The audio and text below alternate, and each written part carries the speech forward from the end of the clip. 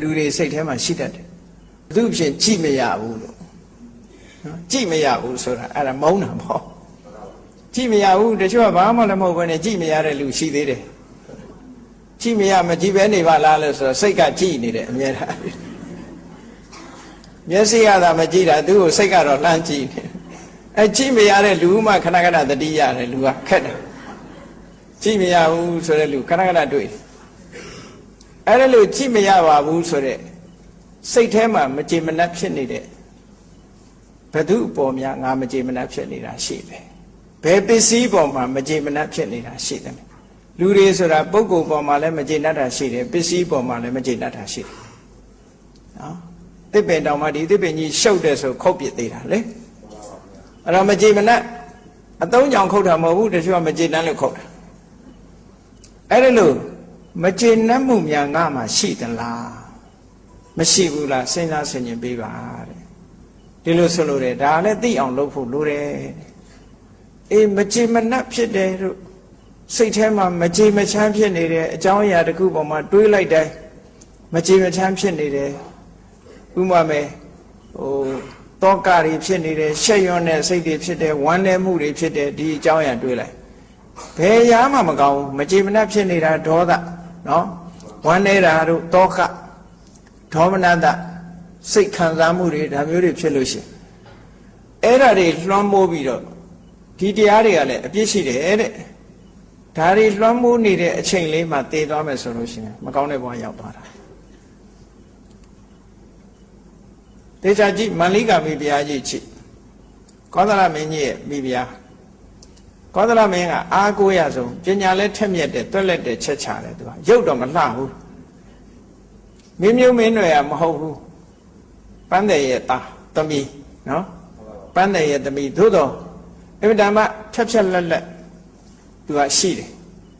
ဖြတ်ဖြတ်လက်လက်ရှိလို့တွက်တွက်လက်လက်ချက်ချက်ချာချာရှိလို့ဘုရင်ကြီးကသဘောကျပြီးတော့မိဖုရားမြောက်ထားအဲ့ဒီမန္လိကာတေဂန်ကြီးမှာအမှားတစ်ခုအတွက်စိတ်ပြက်ဝမ်းနည်းနေတာကြီးဖြောက်လို့မရဘူးတေဂန်ကြီးမှာဖြောက်လို့မရဘူးအဲ့ဒါကြီးကပဲလာပြီးလွှမ်းမိုးတယ်တည်တဲ့အခါကျပဲရောက်သွားတော့ဆိုဝေကြီးငရဲကျသွားတယ်အဲ့ဒီဝမ်းနည်းကြေကွဲနေတဲ့စိတ်ကြီးနဲ့သူ့အမှားတစ်ခုအပေါ်မှာယူကျုံမရဖြစ်နေတဲ့စိတ်နဲ့တည်သွားတာလူစားအမှားတစ်ခုလုပ်ပြီးလို့ရှိရင်လေပြန်ပြီးတော့တအုံနွေးနွေးဖြစ်နေတတ်တယ်အဲ့ဒီတအုံနွေးနွေးဖြစ်နေတာလည်းမကောင်းဘူးအမှားကိုအမှားလို့သိပြီးတော့နောင်မမှားစေရဘူးမှားပြီးသားအတွက်ငါဘာတတ်နိုင်မှာတော့ဆိုတာဖြောက်ပြဖို့လိုတယ်ပေါ့အမှန်ကိုပဲလုပ်မယ်ဆိုတဲ့စိတ်ဓာတ်ကိုထားအမှားတစ်ခုကျွလွန်မိရင်လေဒါကိုတွေးပြီးတော့ဆွေးမနေနဲ့တော့နော်ဒီအမှားမျိုးနောက်ထပ်ငါမဖြစ်အောင်လုပ်မယ်ဆိုတဲ့စိတ်နဲ့ဖြောက်ပြရမယ်သူအဲ့ဒါလို့မဖြောက်နိုင်တော့ဒီစိတ်ကိုလွှမ်းမိုးနေသည့်အတွက်ကြောင့်တည်တဲ့အခါမှာအဝိဇ္ဇငရဲကျသွားစားတယ်ဒါလည်းပဲလူရေအတွက်နဲ့9ရက်တင်မှာနောက်ကြတော့သူ့ရဲ့ကုသိုလ်ကောင်းမှုတွေကဆွဲတင်လိုက်တော့နတ်ပြည်ရောက်သွားပြန်တာပေါ့ဘဝဆိုတာတော့ပြောလို့မရဘူးပြောလို့မရဘူးဘုန်းကြီးလည်းပြောလို့မရဘူးလူလည်းပြောလို့မရဘူးဘာလို့ဆိုတော့ဒီစိတ်ထဲမှာမကောင်းတာတွေရှိစိတ်ထဲမှာခုနအခုပြောတဲ့လောဘတွေဒေါသတွေအမှန်တန်ကြောက်စရာကောင်းတယ်ဒါကြောင့်မို့လို့ဒါတွေဟာမကောင်းတဲ့အရာတွေလို့ဒီလိုပြောတာဒါတွေကိုဆင်ញင်စဉ်းစားကြည့်ပါတော့မှလူတွေဟာဘဝမှာအသက်ရှင်ကြတယ်ဘုန်းကြီးတို့တွေလည်းဘဝမှာအသက်ရှင်နေတယ်အဲ့တော့လူတိုင်းဟာဘဝမှာအသက်ရှင်နေကြတာအဲ့ဒီဘဝမှာအသက်ရှင်နေတာဟာဘယ်နည်းနဲ့အသက်ရှင်တာကောင်းတယ်လဲစီးပွားတွေအောင်မြင်ပြီးတော့ကုမ္ပဏီကြီးတွေထူထောင်ပြီးအသက်ရှင်တာကောင်းတာလားနော်စီးပွားရေးလုပ်ငန်းကြီးတွေအောင်မြင်ပြီးတော့အသက်ရှင်တာကောင်းသလားပစ္စည်းဥစ္စာတွေအများကြီးပိုင်ပြီးတော့အသက်ရှင်တာကောင်းသလားတကယ်ကို technology သိပ္ပံဆရာကြီးလုပ်ပြီးတော့သိပ္ပံပညာရပ်တွေဖြန့်ဖြူးပြီးအသက်ရှင်တာကောင်းသလား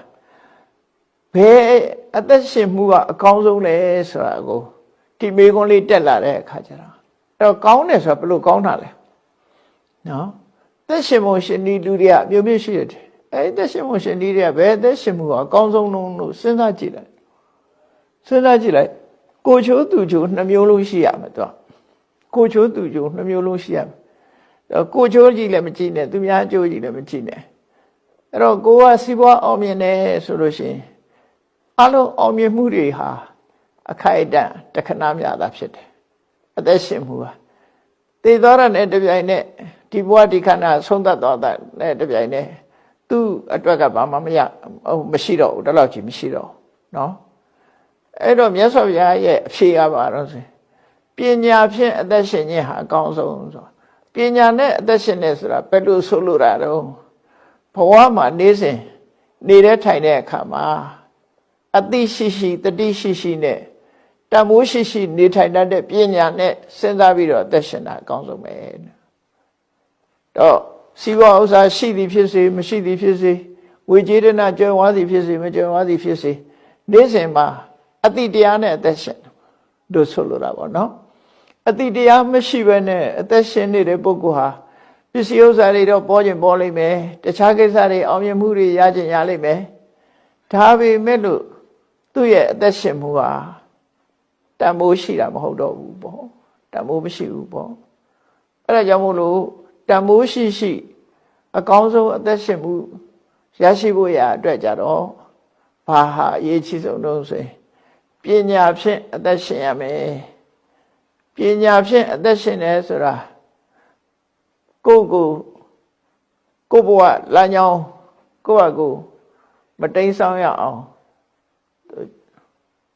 ထိန်းကျောင်းပြီးတော့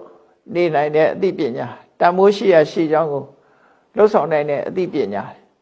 အဲ့ဒီပညာနဲ့နေစဉ်ဘဝမှာအချိန်ကုန်သွားမှဓမ္မ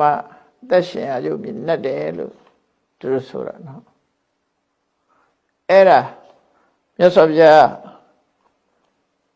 ဝိတ္တသုတ်ဆိုတဲ့သုတ်တန်တစ်ခုမှာအမေနဲ့အဖြေဟောကြားထားတာဖြစ်တယ်မေးတဲ့ပုဂ္ဂိုလ်ရဲ့မေးခွန်းကိုမြတ်စွာဘုရားကခုလိုဖြေရှင်းထားတာဆိုတော့အလုံးပြန်ပြီးတော့ခြုံလိုက်မယ်ဆိုရင်ဘုန်းကြီးတို့တွေခုလူဘဝအသက်ရှင်နေတဲ့အချိန်မှာငါဒီအကောင်းဆုံးပစ္စည်းဥစ္စာကိုရရှိပြီလားအကောင်းဆုံးပစ္စည်းဥစ္စာဆိုတာတရားတရားပဲငါစီမှာခိုင်မာရဲ့လားဒါကိုစဉ်းစားပြီးတော့မရသေးရင်ရအောင်လုပ်ရမယ်ရရင်လည်းပို့ပြီးတော့တိုးတက်အောင်လုပ်အောင်ပြီးတော့ချမ်းသာဒုက္ခကိုတကယ်ပေးနိုင်စွာရှိတဲ့ကုသိုလ်ကမ္မဗရတရား10ပါးရောငါပြည့်ပြည့်ဝကျင့်သုံးပြီလားနော်ဒီအရသာတွေထဲမှာအကောင်းဆုံးအရသာကိုငါရရှိပြီးပြီလားအမှန်သောစကားကိုဆိုခြင်းဖြင့်ဘယ်တော့အခါမှမူသာမဆိုဘဲနဲ့မှန်တာကိုပြောဆိုခြင်းဖြင့်အကောင်းဆုံးသောအရသာကိုငါရရှိခံစားပြီးပြီလားဆိုတာအဲ့ဒါတွေစဉ်းစားပြီးနောက်ဆုံးငါအသက်ရှင်နေတာဆိုပါစို့ကိုယ်အသက်ရှင်နေတာလူဘဝရလာတဲ့အခါမှာအနှစ်20အသက်ရှင်နေနှစ်30အသက်ရှင်နေနှစ်40 50 60 80 80ဆိုတာလို့အသက်ရှင်ကြတဲ့တဲ့ပဲကိုယ်အသက်ရှင်တဲ့အချိန်မှာတတိမေးလျော့ပြီးအသိပညာမရှိဘဲနဲ့ဘဝကြီးကိုဖြတ်တန်းလာတဲ့အချိန်တွေကများတော့ငါအခုအသက်ရှင်နေမှုဟာအသိပညာနဲ့အသက်ရှင်တာရောငါမှာဖြစ်ကြလားမဖြစ်သေးရင်ဖြစ်အောင်ကြိုးစားဖို့ဒီနေ့ကနေစပြီးတော့အသိပညာနဲ့အသက်ရှင်အောင်ငါကြိုးစားမယ်လို့ကိုယ်စီနှလုံးသွင်းပြီးကျင့်ကြံကြိုးကိုပွားများအားထုတ်နိုင်ကြပါစေကုန်သတည်း